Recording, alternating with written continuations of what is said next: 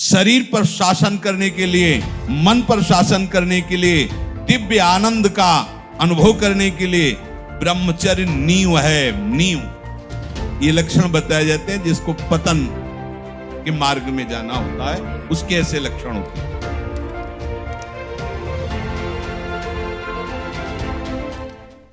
जिसको कश्यप जी से उनके गुरुदेव कह रहे कि जिसको इस मनुष्य जन्म में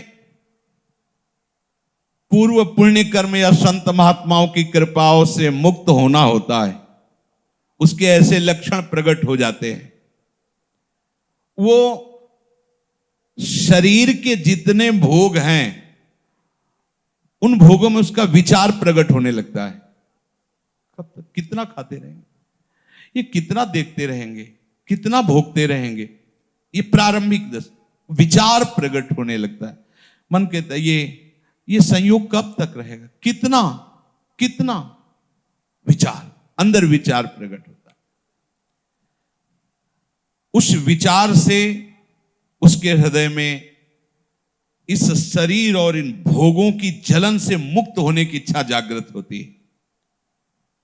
अब वो दानम व्रतम ब्रह्मचर्यम यथोक्तम ब्रह्मधारणम दमः प्रशांतता चैव भूतानां चानुकंपनम संयमाश्चानृशंस्यं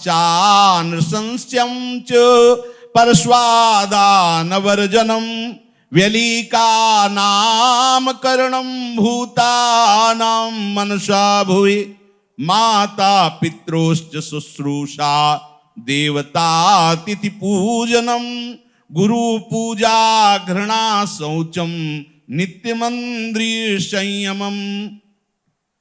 अब उसके हृदय में उदारता प्रकट होती है। क्या वो अब संयम में आने लगता है। कम आहार करना, सात्विक आहार करना। यार आहार से प्राणी पोषण तो करना, चाहे जो कुछ पाओ, इस पर तो भाई संयम करना पड़ेगा। कुछ काल तक आप करके तो देखिए। अभी आपने आहार का केवल देखा है हिसाब, तो आपकी दशा क्या है। आप थोड़ा संयम में आइए और रसेंद्री के मांगे हुए आहार को कम दीजिए। मान लीजिए ये जन्म थोड़ा इसमें लगा दीजिए, आप देख लीजिएगा। केवल प्राण पोषण होता है आहार से, लेकिन जब आप रसेंद्री से युक्त होकर फिर वो आपको और भोगों में फंसाएगा, बच नहीं सकते, पक्का नहीं बच सकते। संभालना पड़ेगा, संभालना पड़ेगा। जब तक आपकी रसेंद्री ठीक नहीं होगी तब तक आप हमारी बातों को धारण करने की योग्यता नहीं प्राप्त कर पाएंगे। समस्त इंद्रियों में चांचल्यता प्रकट करने वाली प्रमुख इंद्री रसेंद्री है, जिह्वा। इसको संभालिए, संभालिए। जगह जगह ये बात शास्त्रों में पाई जा रही कि बहुत साधना में इसका योगदान है, रसेंद्री का। बहुत संयम में रही। हमने बहुत से संत भगवान को देखा है। अब ये जो विचरण करने वाले महात्माओं घटना होती कि भाई 35 रोटी पा गए, ये पा, अब 8 दिन भोजन नहीं मिला तो 35 रोटी क्या करेगी। एक बार में पा लिया, फिर 5-6 दिन के लिए फुर्सत, वहां कुछ विकार थोड़ी आने की जरूरत है। हाँ, जब आपको बाल भोग मिल रहा है, राजभोग मिल रहा है, शयन भोग तीनों टाइम मिल रहा है, तो अल्पाहार, थोड़ा थोड़ा सात्विक आहार, भजन, हर समय आप बैठ सकते हो, ऐसी हो। अब वो ब्रह्मचर्य व्रत को धारण करेगा। उदारता, संयम, खान पान, ये सब, और ब्रह्मचर्य। सच्ची मानिए ये अलौकिक व्रत है। ब्रह्मचर्य धारण करने वाले को बादाम, हलवा और घी की जरूरत ही नहीं भाई, बिल्कुल सच्ची मानिए। जैसे तप्त भूमि में पैर कैसे पड़ता है, एकदम ऐसी बिजली रहती ब्रह्मचारी के शरीर में। बिजली 60-60 किलोमीटर बिना विश्राम किए चलते देखा है। पीछे भी चर्चा की थी, हम हार गए। कमंडल हाथ में छड़, ब्रह्माकार वृत्ति, चले जा रहे। कब आहार मिलेगा, कब विश्राम, कोई मतलब नहीं। आहार, भगवदाकार वृत्ति। ब्रह्मचर्य अत्यंत आवश्यक, जिसे आप खिलवाड़ समझ रहे हो, ये बहुत बड़ी हानि है।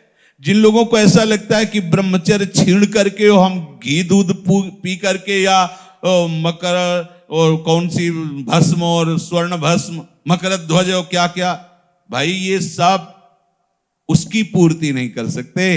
ध्यान रखना, जो ब्रह्मचर्य आपका छीण हुआ, जो नस नाड़ियों का अभ्यास आपका गलत बन गया, उसको कोई भी भस्म, कोई भी औषधि, कोई भी घी दूध बादाम पिस्ता पूर्ण नहीं कर सकता। ध्यान रखना, जिन लोगों को ऐसा लगता है वो भ्रम में है, वो भ्रम में है, वो भगवत आराधन की योग्यता खो देंगे। ब्रह्मचर्य अत्यंत आवश्यक है। नींद पर काबू पाने के लिए, शरीर पर शासन करने के लिए, मन पर शासन करने के लिए, दिव्य आनंद का अनुभव करने के लिए ब्रह्मचर्य नींव है, नींव।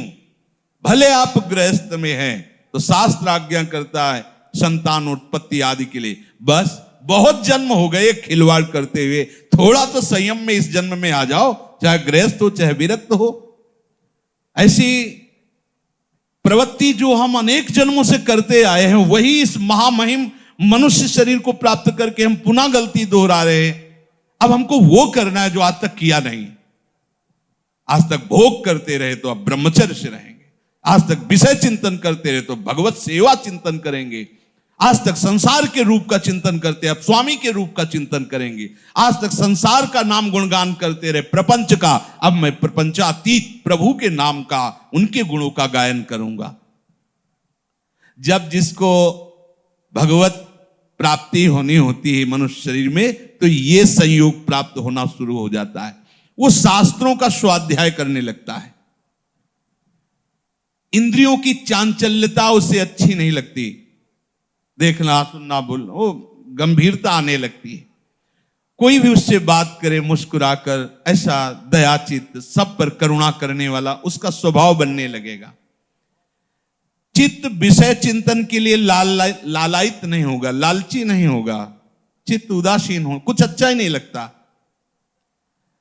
स्वभाव में कोमलता, दूसरों से कुछ लेने की इच्छा का त्याग, किसी को भी मन से भी दुख ना पहुंचाने की सोचना, मन से भी किसी को दुख ना पहुंचाने की नहीं, किसी को मन से भी दुख हम ना सोचें कि भगवान देखो हमको गाली दिया, अपमानित किया, इसको ऐसा नहीं, ऐसा भी नहीं। सद्गुरुदेव भगवान की पूजा, पवित्रता का स्वभाव और अपने इन कर्मों का कभी प्रचार ना करना, यह है जिसकी उन्नति होनी, भगवत प्राप्ति होनी होती है। तो ये लक्षण उसके हृदय में जागते हैं। अपने शिष्य कश्यप जी को वो बोल रहे हैं। और जिसका पतन होना होता है, नाश होना होता है, उसे विपरीत बुद्धि प्राप्त हो जाती है। बुरी दशा आने के पहले बुद्धि बदली जाती है।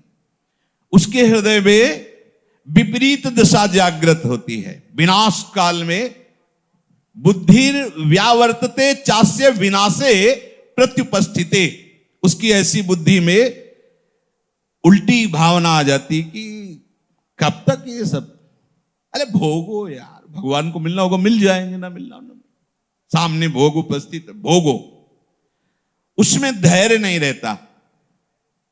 ये लक्षण बताए जाते हैं जिसको पतन के मार्ग में जाना होता है, उसके ऐसे लक्षण होते हैं। वो अपने धैर्य को नहीं बनाए रखता। कोई भी भोग सामने आया, विचार नहीं करना, पशु की तरह बस उसे स्वीकार कर लेना, नहीं। विवेक, अगला कदम रखने के पहले विचार करो, मेरा कदम कहां रखा जा रहा है, क्या होगा, अगर मैं ऐसा करूंगा तो होगा क्या, अगर हमारे हरि गुरु अपनी कृपा की नजर हमसे हटा लिए तो फिर होगा क्या। नहीं नहीं, बहुत बार ये सब किया, अब नहीं नहीं, और भाग पड़े, ज्यादा नहीं नहीं के चक्कर में ना पड़े, उस स्थान से भाग पड़े जहां सामने भोग उपस्थित हो। धैर्यवान यदि ऐसा है कि कोई प्रभाव नहीं पड़ रहा, तो भी वहां ज्यादा न टिके, हट जाए। काजर की कोठरी में कैसो भी सयान हो जाए, दाग लागी है, पैलागी है, पैलागी है, महापुरुषों ने कहा है। उसका धैर्य खत्म हो जाता है, धैर्यवान नहीं रहता। बहुत ध्यान देने योग्य बात है। शिष्य को बता रहे जिसका मंगल होना होता है, उसके ऐसे लक्षण जो आप पहले वर्णन किए, और जिसका पतन होना होता उसके ऐसे लक्षण। अब वो विषयों के अनुकूल समय में मन पर अधिकार ना होने के कारण वो अपनी प्रकृति के विरुद्ध आचरण करना शुरू कर देता है। अपनी स्वाभाविक प्रवृत्ति प्रभु की तरफ होनी चाहिए, उनके हम अंश हैं, पर वो विरुद्ध आचरण जो भगवत मार्ग से हमें पतित कर दे, ऐसे आचरणों में खुश होकर वो चलने लगता है।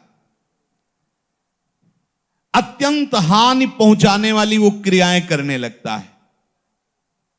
देख लीजिए ये सब, उनका क्या व्याख्या करें। अत्यंत हानि पहुंचाने वाली पता नहीं है और अपने जीवन को स्वयं नष्ट कर रहे। जब उनको शिक्षा दो तो उनको बुरा लगता है कि हमें ऐसे महासुख से वंचित क्यों कर रहे हैं। अरे पागल, ये कोई सुख है जो तुम्हें क्षीण कर रहा है, नष्ट कर रहा है? आओ सुख सिंधु प्रभु के नाम रूप में देखो कैसा अपार सुख है। वो उन सब वस्तुओं का सेवन करता है जिससे उसकी बुद्धि भ्रष्ट हो जाए। होटल से मंगाओ भोजन, माना बहुत साफ स्वच्छ दिखाई दे रहा है, लेकिन बनाने वाले का कैसा आचरण है, कैसे बना रहा है, क्या विचार है, कैसी पद्धति से बनाया गया है। आपको शीशा के अंदर रखे हुए सुरक्षित दिखाई देते, लेकिन उस समय क्या है, सब अच्छा है, पर उसका विचार क्या है, उस समय का विचार उसके अंदर संस्कार डाल रहा है। ये ज्यादा चाट चूट वाली जो जबान है, ये परमार्थ लायक नहीं होती, इसको सुधारो। जिस चीज की ज्यादा मांग है उसको तो कभी मत खाओ। एक बार तो यार कर्रे पड़ जाओ, एक बार तो थोड़ा हिम्मती बनो। देखो ना, देखो एक ऐसा फिर समय आता है कि इन सब बातों का महत्व नहीं रहता जो हम आपको बता रहे हैं, कोई महत्व नहीं। एक समय पूज्यपाद उड़िया बाबा एक कवल एक बार में दे दो, जितना देना, 24 घंटे में एक बार, बस एक कवल। 18 घंटे भजन में बैठे, ब्रह्माभ्यास, कृष्ण शरीर हो गया, दिव्य तेज जग रहा। ब्रह्मचर्य ऐसे थोड़ी रहा जाता है कि आप तीनों टाइम को कस कस के और सब ऐसे पाओ ब्रह्मचर्य रह। देखो कितनी मांग है, उचित दिया, वो अपने आप पचेगा ना, उसको भी तो पचने का समय दो। सब भरते रहोगे तो पचेगा कैसे, वो फिर पतन हो जाएगा उसका। उसको पचाने के लिए सामर्थ्य चाहिए। क्या सामर्थ्य? जितनी आवश्यकता है वो अंदर पता चलता है। जहां थोड़ा ऐसा लगे कि हम छक रहे हैं, बिल्कुल उसके आगे एक कवल भी मत पाइए। अभ्यास बना लीजिए, उतना ही रखिए। और अगर ऐसा लग रहा है कि पाने की थोड़ी इच्छा है और थोड़ी नहीं है, तो बिल्कुल मत पाइए। उसमें आपका ब्रह्मचर्य पचेगा। जो आपके अंदर जठराग्नि हो, आपके ब्रह्मचर्य को विशुद्ध करेगी। और धीरे धीरे ब्रह्मचर्य जब स्थित होने लगता है तो ऊर्ध्वगामी होने लगता है। जहां ब्रह्मचर्य ऊर्ध्वगामी हुआ तो दिव्य तेज, दिव्य शक्तियां, दिव्य ज्ञान अपने आप जागृत हो जाता है। ये इसीलिए, इसी आनंद के लिए तो मुझे मनुष्य शरीर मिला है भाई। काहे को जो बहुत बार, अब नहीं, अब जो एक बार भी नहीं हुआ वो करेंगे क्या? भगवत आराधना, संयम से रहकर प्रभु के मार्ग में चलना। ये आहार पर ध्यान दीजिए, सारा का सारा परमार्थ का इसी पर टिका है, इसी पर, आहार पर ही।